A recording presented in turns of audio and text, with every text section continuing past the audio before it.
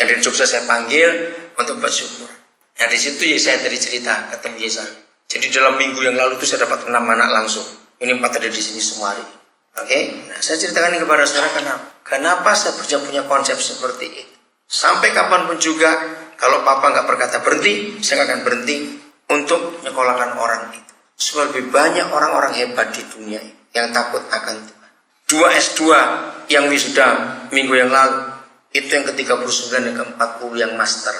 Dan itu sungguh-sungguh anugerah Tuhan yang luar biasa. Maka itu saya ingin tantang saudara.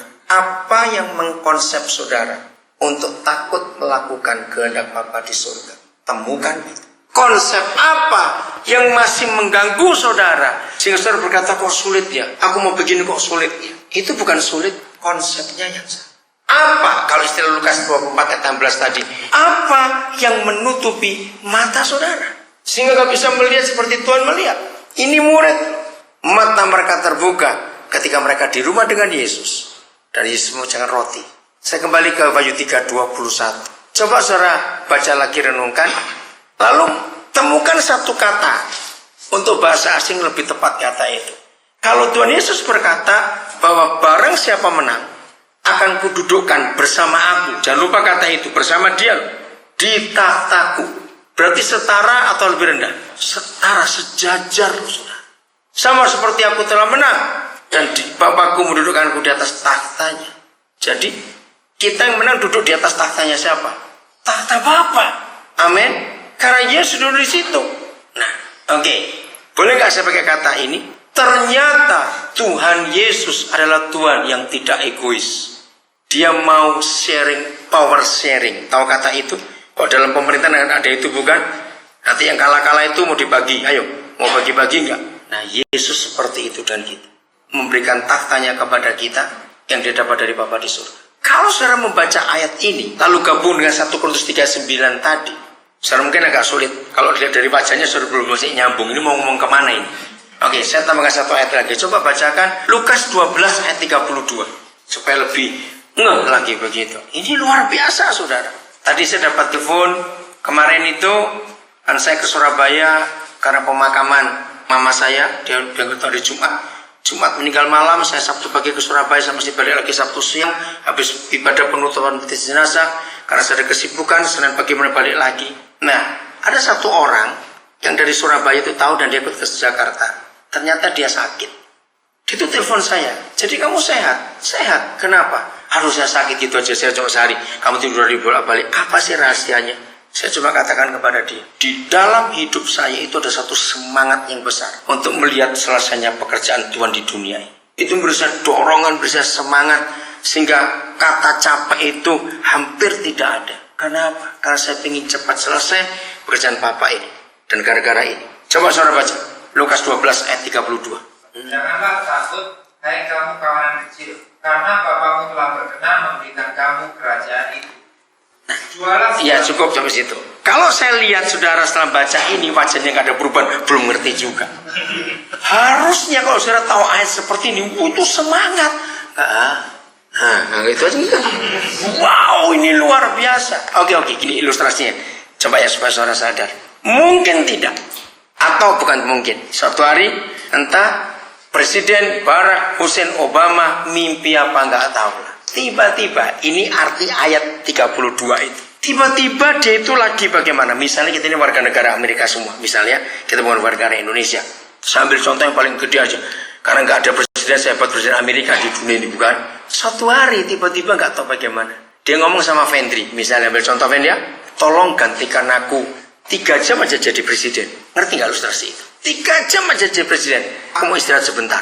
Mungkin nggak? Nah, ayat 32 itu mengatakan bahwa Bapa yang di surga itu berkenan. Tahu arti kata berkenan? Apa ya? Kata lainnya. Apa itu berkenan? Rela, apalagi? Kurang kuat kalau cuma rela. Apa? Mengizinkan. Lebih rendah lagi kok mengizinkan. Rela masih lebih kuat daripada mengizinkan. Bukan. Percaya, hampir betul. Apa? Berkehendak. Iya. Terus apa lagi tadi? Bersedia. Bukan. Nekat. Loh, coba bayangkan, itu dia tuh nekat betul loh saudara. Loh, tadi aja nggak usah Obama, Susilo Bambang Yudhoyono misalnya. Ada yang bilang, aku seminggu mau cuti, mau ganti jadi presiden? Berarti nggak contoh ini? Nggak mungkin. Bapamu yang di surga, bukan bapamu di sebelah, beda lagi. Bapamu di surga berkenan memberikan kamu kerajaannya itu. Ini nggak main-main loh, saudara. Tidak ada yang lebih tinggi daripada yang satu ini. Apalagi, lo betul tidak? Maka itu kalau orang Kristen cuma ributnya duit, itu goblok sekali. Ada yang lebih tinggi daripada duit. Lo betul tidak? Yaitu kerajaannya itu. Ini mukanya masih belum berubah semua ini. Kok nggak sadar ini? Hei, dikasih kerajaan loh. Kenapa saya berkata nekat? Dengarkan ini. Ini ilustrasi, saudara. Saya pertama dapat ini ayat ini tahun 70-an yang lalu, saudara.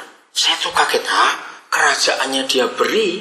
Begini ilustrasinya. Kalau kita pernah punya tetangga, dia itu dulu maling, dulu. Jadi dia tuh maling terakhir itu 20 tahun yang lalu. Sejak itu nggak pernah maling lagi. Nah, kita itu punya, misalnya ini ngomong sederhana saja. Kita punya satu-satunya kendaraan itu Yamaha bebek tahun 72 misalnya. Ini 2009. Jadi itu kan sudah butut betul bukan?